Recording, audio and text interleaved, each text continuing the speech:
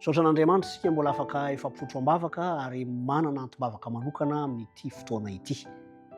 Hivavaka isika tompoko, raha tsara indrindra izay any an-danitro.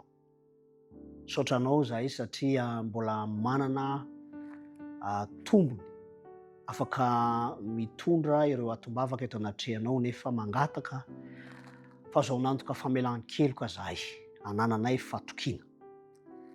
Ny namanay dina izay ao anatin'ny tsy fahasalamana angatahana manokana, hidiranao an-tsehatra ny fikarakarana rehetra, ny fitsaboana izay atao mba ho hiverina amin'ny ara-potoana indrindra aingana arak'izay azo atao ny izany fahasalamana izany, hananany fiadanam-po indrindra tanterahany ireo adidy aman'andraikitra izay napetraka ao taminy.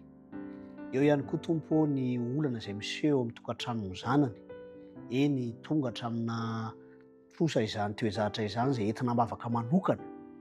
Tompo malalo, ianao no mahay mamaha ny olana rehetra, amin'ny lafiny rehetra, koa hiditra an-tsehatra amin'izany ianao mba ho voninahitry ny anaranao zany ary ho fifaliana sy hananan'izy ireo fiadanana eo am-panarahananao hitombo fatokinanao ihany koa izy ireo amin'ny anaran'i Jesosy Kristy. Amen.